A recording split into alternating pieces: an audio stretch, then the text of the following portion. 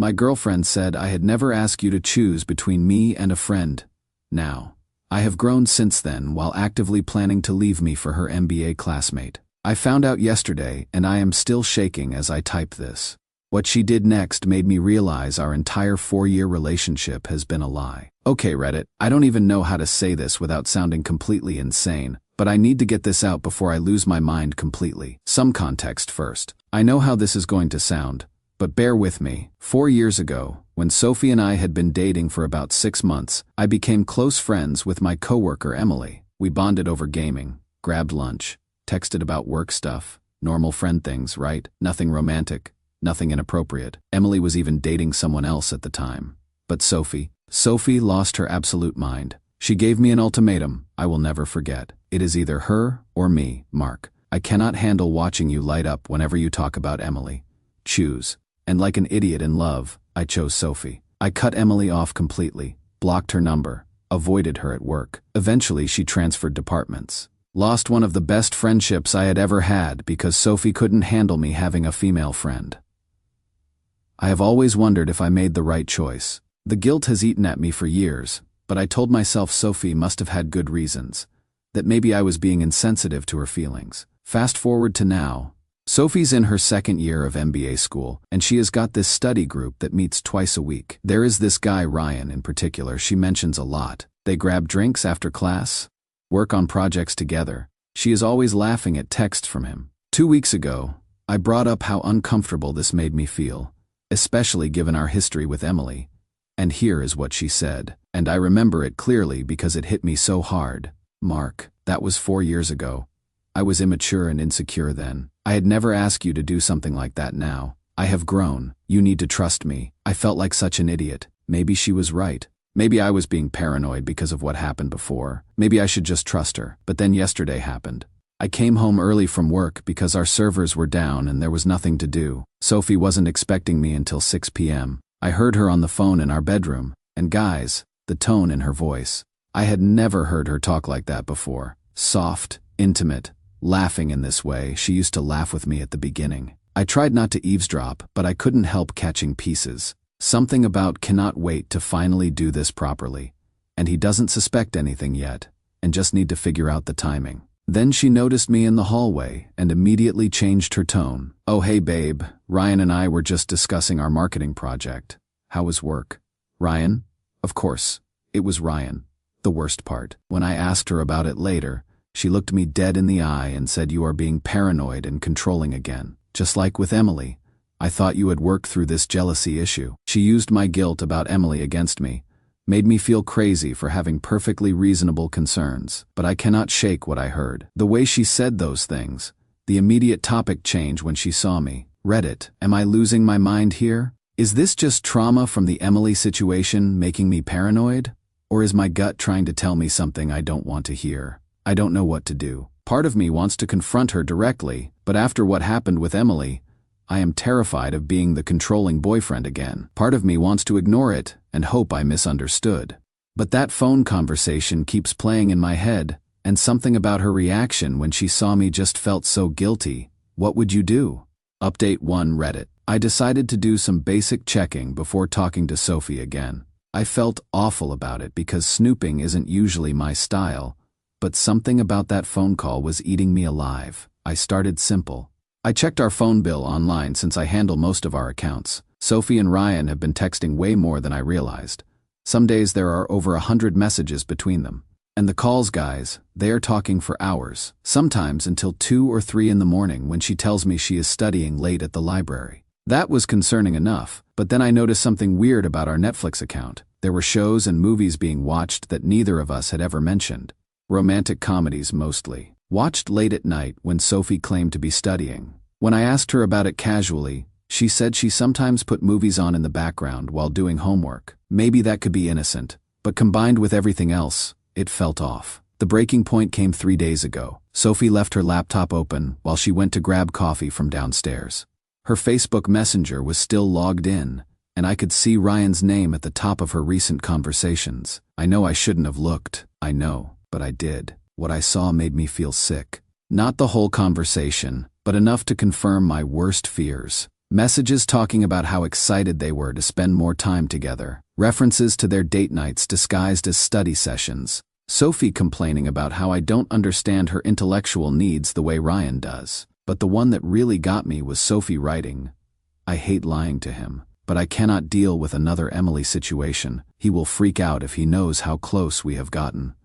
Another Emily situation? She was comparing her emotional affair with Ryan to my friendship with Emily, except Emily never sent me romantic messages or took me on secret dates. I managed to take some photos with my phone before closing the laptop, but my hands were shaking so badly I am not sure how clear they are. Since then, I have been paying more attention to Sophie's behavior, and now I am noticing things I missed before. She is always texting someone and smiling, then quickly putting her phone away when I come near. She has started wearing perfume to her study sessions. She comes home later and later with increasingly creative excuses. Last night she said she was going to a group study session at the library until 10 p.m. But when she came home at 11:30, she seemed almost giddy, happy in a way she hasn't been around me in months. I am starting to realize this has been going on longer than I thought. All those nights she came home late from studying. All those times she was too tired to hang out with me but somehow had energy to go out with her study group. All those times she made me feel crazy for asking basic questions about her schedule. The thing that is really messing with my head is how she has been using my guilt about Emily to shut down my concerns. Every time I express discomfort about Ryan, she brings up how controlling I was about Emily. She has weaponized my biggest regret to stop me from protecting our relationship. But here is the difference.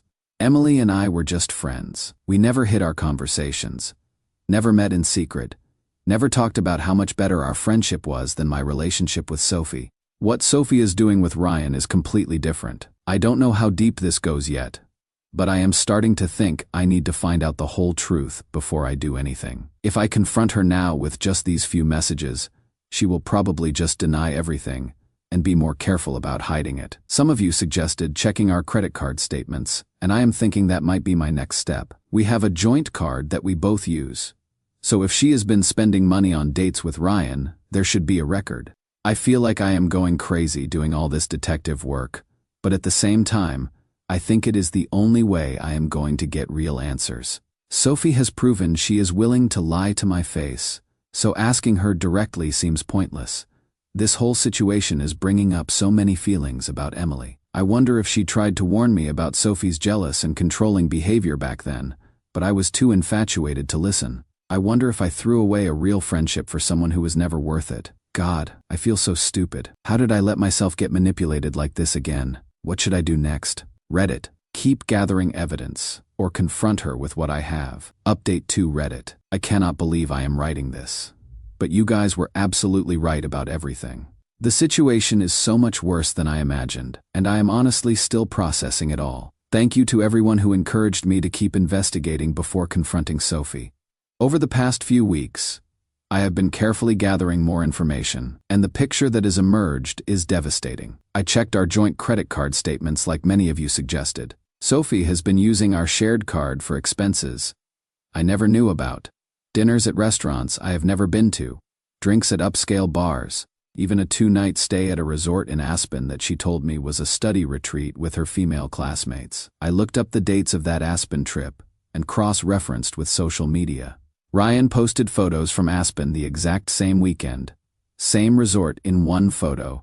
You can see the view from his room, and it matches a selfie Sophie posted to her Instagram story. She spent our money on a romantic getaway with another man, then came home and acted like she had missed me terribly during her girls' trip. The financial betrayal alone would have been enough, but it gets worse. I have also been paying closer attention to her patterns, and I have noticed that Sophie always picks fights with me right before her study sessions with Ryan. She will find something to get upset about, storm out saying she needs space, then come home hours later in a mysteriously good mood. I think she has been using our arguments to justify her emotional cheating. About a week ago, I made a decision that some of you might think was wrong, but I needed to know the truth. I reached out to Emily. I sent her a message explaining what was happening and apologizing for how I had handled things 4 years ago. I told her she was right to be hurt by how I had treated her, and that I was starting to realize Sophie had manipulated me into cutting off our friendship. Emily's response wasn't immediate. And when she did reply, she was cautious at first. She said she had always hoped I would figure out what kind of person Sophie really was. But she hadn't wanted to interfere because she knew I had to come to that realization myself. We met for coffee a few days later. It was awkward at first. We both acknowledged that, but Emily was more gracious than I deserved. She helped me see patterns in Sophie's behavior that I had been blind to. Like how Sophie had always been jealous of any woman in my life.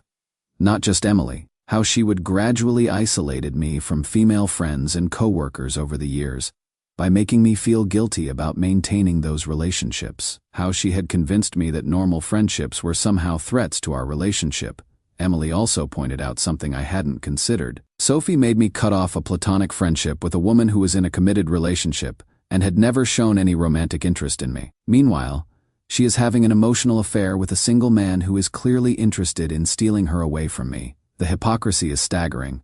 But here is the part that really opened my eyes. Emily admitted that 4 years ago she would actually tried to warn me that Sophie's jealousy seemed excessive and controlling. She had suggested that Sophie's ultimatum was unfair and manipulative. But I was so infatuated with Sophie that I had dismissed Emily's concerns as jealousy. I threw away a friendship with someone who actually cared about my well-being to appease someone who was using me. Armed with this new perspective, I have been watching Sophie's behavior more closely, and I can see the manipulation tactics Emily described. The way Sophie makes me feel guilty for having reasonable boundaries. The way she turns every conversation about her behavior into an attack on my character. The way she uses my past mistakes to shut down current discussions.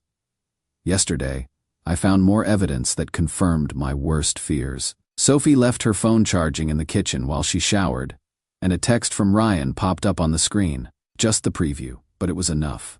Cannot wait until you don't have to hide this anymore. Just a few more months, and you will be free. Free, like our relationship is a prison she is trying to escape. I took a photo of the message preview, and I have been thinking about what it means ever since. It sounds like they are planning something for after she graduates. Like she is just waiting until she has her MBA and can support herself before she leaves me. Which would explain why she has been so careful not to push things too far. She needs my income to help with rent and expenses until she finishes school. I am literally funding her exit strategy. The more I think about it, the more I realize this has probably been going on for months. All those late study sessions. All those times she was too tired for intimacy, but somehow had energy for school events. All those new clothes and changes in her appearance that she attributed to wanting to look professional for networking events. She has been planning her new life with Ryan while using me as financial and emotional support, until she is ready to make the jump. I am planning to confront her this weekend, but not the way I originally thought. I am not going to ask for explanations, or give her chances to lie her way out of this. I am going to present what I know, and give her the same ultimatum she gave me 4 years ago. The difference is, 4 years ago she made me choose between her and someone who cared about me. Now I am making her choose between me and someone she has been lying to me about for months. I have already been quietly preparing for the possibility that this relationship is over. I have opened my own bank account and started moving some money. I have looked into what it would take to get her name off our lease. I have even found a few studio apartments I could afford on my own. If she chooses Ryan, I will be ready. And honestly, after everything I have discovered, I hope she does choose him. I don't think I could ever trust her again. This isn't just cheating. It is months of calculated deception while using my resources and manipulating my emotions. Update 3 Reddit. I did it. The confrontation happened, and while it went pretty much exactly as you all predicted, it was still emotionally intense in ways I wasn't fully prepared for. Sophie came home Saturday night around 11 p.m., which has become her new normal. She was in that same glowing mood I had been noticing, the kind of happiness she used to have with me but clearly doesn't anymore. She went through her usual routine, claimed she was exhausted from a long study session, took a shower, then settled on the couch with her phone to catch up on messages from her mom. I waited until she seemed comfortable, then I sat down across from her with a folder of printed evidence. Sophie, we need to talk. I know about Ryan. Her face went through several expressions very quickly. Confusion, then panic.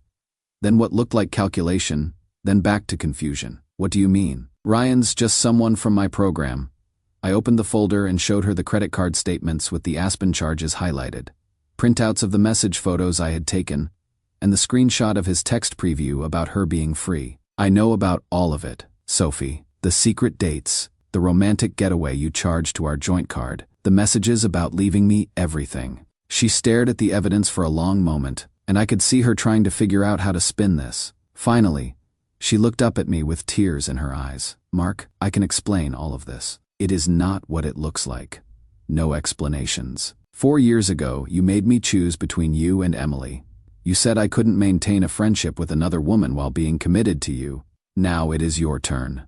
Choose, him or me. You have 10 minutes. That is when her whole demeanor changed. The tears stopped, and she got angry. This is exactly why I have been pulling away from you, Mark. You are obsessive and controlling, going through my phone, tracking my spending, following my social media. This behavior is toxic. She tried to make me the villain for discovering her betrayal. Just like you guys said she would. You are boring and emotionally unavailable, she continued. Ryan actually challenges me intellectually and supports my ambitions. All you want to do is play video games and act like we are still in college. When I didn't react to those manipulations, she switched tactics again. Fine. You want honesty? I choose Ryan. I have been trying to figure out how to end this relationship for months, but I didn't want to hurt you unnecessarily. You are forcing this confrontation. I wasn't surprised by her choice, but hearing it said out loud still stung. Then she said something that made me realize how lucky I was to be getting out of this relationship. But I cannot just pack up and leave tonight. I need time to coordinate with Ryan, find a place to live, arrange my finances. Give me until the end of the month. She wanted to continue living in our apartment while she planned her new life with her affair partner, using our shared resources to fund her transition to being with him.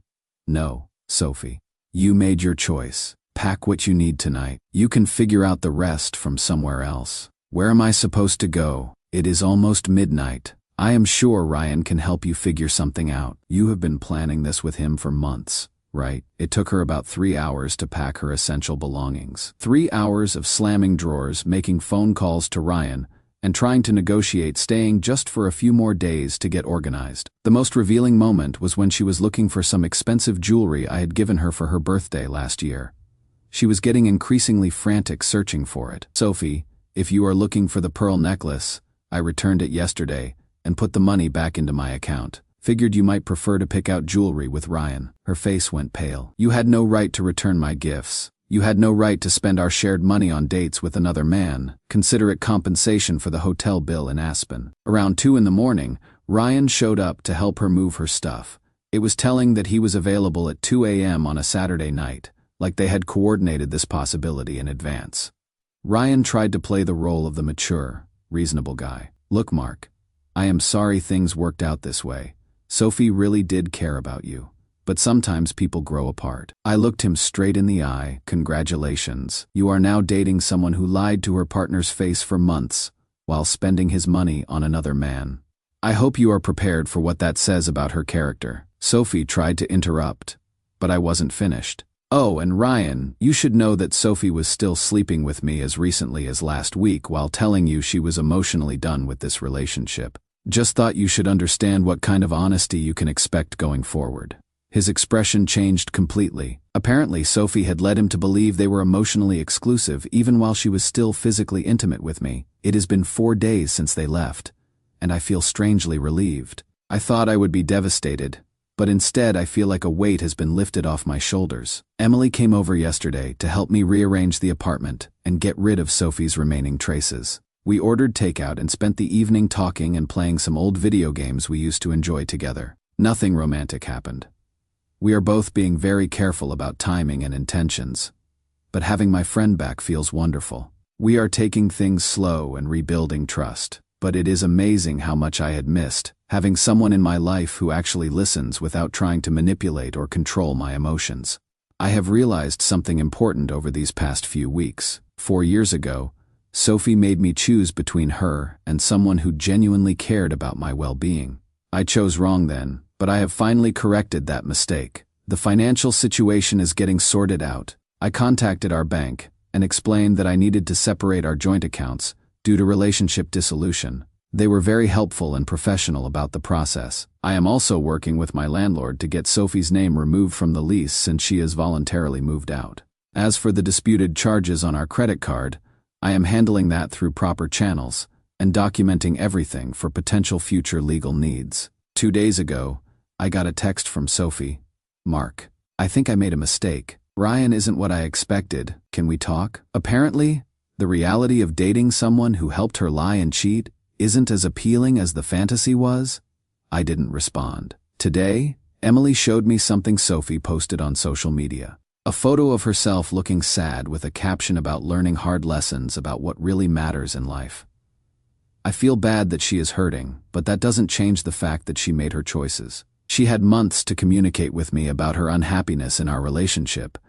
Instead, she chose deception and betrayal while using my resources and emotions as her safety net. 4 years ago, I was so afraid of losing Sophie that I sacrificed my self-respect and a valuable friendship. I let her convince me that having reasonable boundaries was somehow controlling behavior. Now I understand what I actually deserve. I deserve someone who chooses me consistently, not someone who shops for replacements while pretending to be committed. I deserve someone who addresses problems directly instead of manipulating my insecurities. I deserve someone who builds me up instead of tearing me down to justify their own poor choices. Most importantly, I have learned that the person who forces you to choose between them and your other meaningful relationships usually isn't worth choosing.